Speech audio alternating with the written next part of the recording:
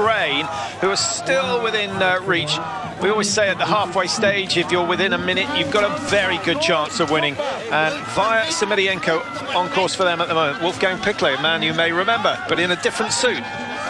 In the Russian suit. Big money to transfer him from the Swedish, and there's the Swedish team there down in 10th position. So from Sweden to Russia for, of course, Wolfgang. He seems to have raised the level of the Russian girls. There's Zaitseva still with the front group, 2.7 seconds behind.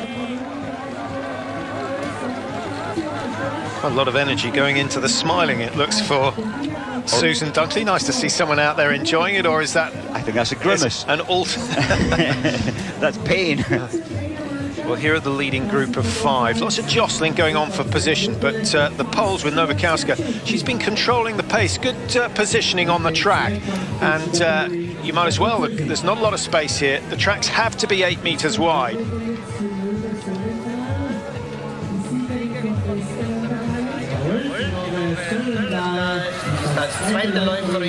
Sullemdahl finally starting to turn it up, and she looks nice and relaxed, doesn't she? What a brilliant performance from her yesterday to win the pursuit, and under so much pressure. Her penultimate shoot was brilliant in the standing position, and then there was always going to be that question, would she be able to take the pressure on the final shoot?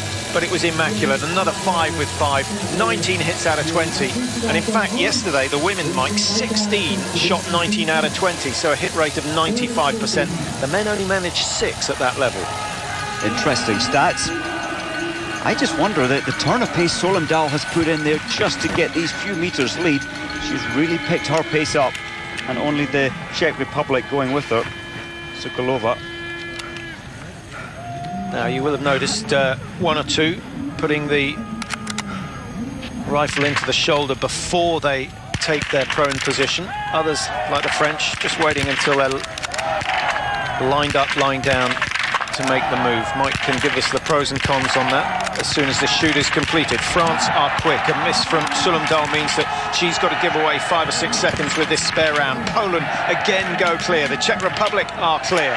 And, well, maybe that miss a result of picking the pace up just before she came in. I think so. She really turned up the street. She couldn't get past the traffic jam ahead of her, and then she really unleashed herself, and potentially it had its effect on the range. Yeah, and now she's going to have to fight to try and get the lead again. Switzerland go 5 with 5. The Swedes clear all 5 targets. Only 1 spare round required. That's Stromstedt, who hands over to Elin Mattsson after her 6-kilometre effort is complete. And the Canadians, who were leading in the early stages, now find themselves outside the top 10 positions. There's no wind to speak of on the range, and that's why we're seeing so much good shooting. So a number of teams have not required a single spare as yet, with 15 targets down.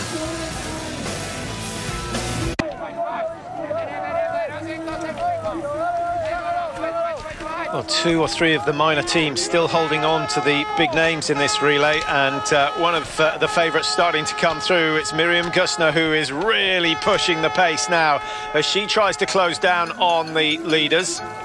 Sullemdahl's made up the ground she lost with that 1 missed shot. Well, Gusner on the track yesterday in the pursuit race, she was the fastest skier, only 2 seconds ahead of Makarainen. But then there was quite a gap, nearly 30 seconds back to Kuzmina yesterday as 3rd fastest ski time. Nice skiing from Sokolova. Very aggressive on the flatter section, but now the hard work starts. 3 climbs. Well, in fact, the women's course that little bit shorter. It's only 2 kilometres. I like the way that the Czech Republic at training camps, they take the men and the women training together. Some nations take the men and the women separately to different locations, different plans. Some would claim that benefits the women, but not the men. So true. Look at the rocket coming through there. Gusner is absolutely flying around these tracks. Now, she was 15 seconds down after the prone shoot, Patrick. That's a phenomenal amount of time in just, what, 1 kilometre from the range. Well, it's great work from Gusner, but it does have a risk attached to it.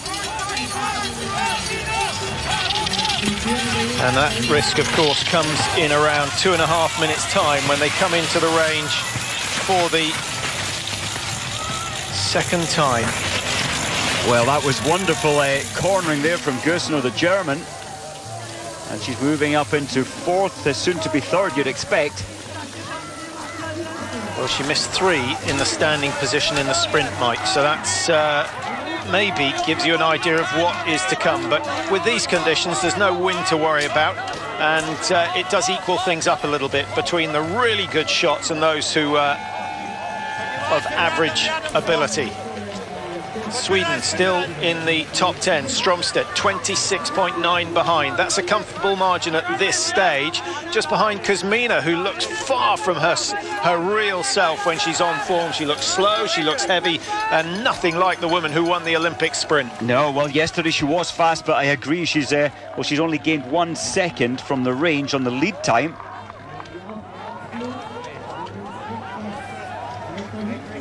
This is good from Canada, still within a minute at this stage in the race. And Zina Kocher can certainly pull time back. Belarus, I'm surprised to see them so far back, considering they haven't missed the target so far. Down in 11th position at the moment. The host team, Austria, down in 17th. We've got Romania down in 19th, just ahead of Estonia. And they've been shooting okay. Only one team has been on the penalty loop so far, and that was the Finns. And they've missed 9 shots in total, so a poor start for them.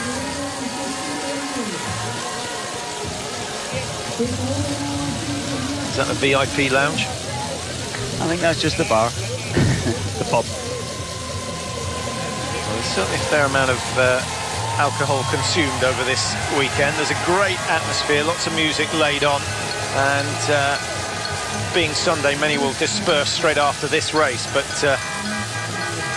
for those who want to be entertained, there's plenty of options. I love the way Solomdal, again, she's skiing down the range with her eye on the target nearly all the time, just absolutely focused on wanting to prepare herself to get these targets. Sokolova nearest the camera. Gössner in lane 2. We've got Solomdal of Norway in lane 3. Just behind her, the French with Marie-Laure Brunet. She should be able to hit 5 with 5. Solomdal hits 1, misses 1. Brunet taking a little bit longer over that first shot, and it seems to have paid off. 2 out of 2 for France, 3 out of 3 now, and the advantage swinging towards them. Gössner paying the price for pushing so hard, and now the French have missed, but Russia with 5 out of 5, doing what they do so well in the relay, and it's Olga Zaitseva who is the first to leave.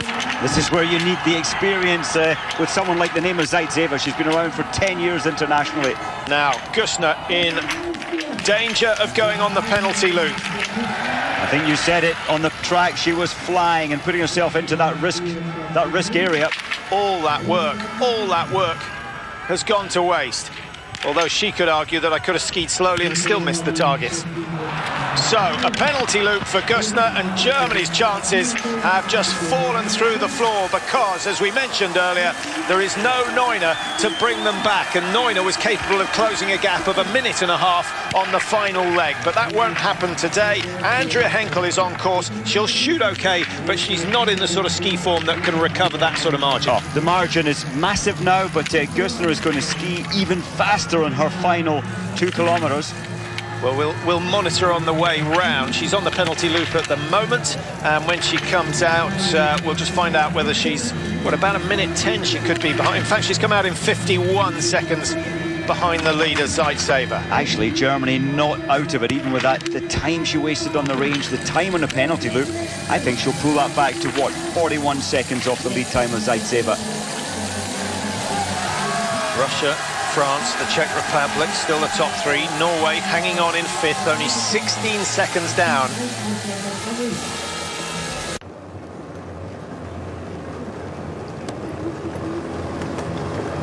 Olga Zaitseva now stretching her legs, trying to put a bit of space between herself and the chasing teams. She was just 4 seconds ahead of France when she came out of the range. That hasn't changed too much. Is that Slovenia in second place, or the Czech Republic, Mike? Team number 10. Kuzmina. That is Kuzmina of Slovakia. Now, that's a remarkable turnaround. She's shot well, Kuzmina, and we thought she was skiing pretty badly on the last lap. Now Sulumdal trying to go through. Still no sign of Miriam Gustner, who had 51 seconds to make up on the leaders. Good work from Sokolova, moving up into 4th place at the moment, ahead of Brunet, who has a nervous little look over the shoulder to see where the rest of the teams are. Zaitseva seems to be tying up. She's hit the pace hard. She only had a 4.5-second cushion. She's gone hard from the range, but you just sense that Sulumdal is going to catch her. Well, we're running out of space, really. Sulumdal was 16 seconds down, just over 1,200 metres ago, so she's done exceptionally well. Kuzmina, a little bit nervous on the corner. You've got to be positive on those corners, Mike. It's starting to get a little bit glazed. That's why they're standing tall, but actually they want to get down, keep the hands out in front, stay relaxed. You don't have a metal edge on these skis, so there is no way that you can carve a turn on a corner like that. 3.7, good gains from Sulumdal. Kuzmina came out of the range in 3rd place, 14 behind. She's got to within 4, so she's gained 10 seconds. Brunet, Nowakowska, Stromstead. I can't think of a relay where they've gone through the end of the first leg with 7 teams within 30 seconds. And Germany might just be able to get into that margin as well. They were 51, they're now 43. Good work from Gustner. It's good work. I thought she might get it down to 41. In fact, it's looking like she might even get it down to 35 seconds. Rico Gross on the right side as we look down. The two Semelienko twins taking legs 1 and 2, and they've left Zima and Predrushna quite a lot of work to do. Russia should get away first unless Sulumdal can put a burst on coming down as they go under the road, a very short loop, and then back through the tunnels again and into the stadium. Well, look at this. It's not Sulumdal who's come through, it's Sokolova of the Czech Republic who is going to be leading at the end of this leg. Brilliant work from her. What a turnaround of form and performance from the Czech girls. This is brilliant. What a difference a World Championships at home makes. Yeah, but a reminder, Mike, their best 2 have gone 1st and 2nd. Landova, Sverikova are not in the same class as Vitkova and Sokolova, so we might have seen the best of the Czechs, but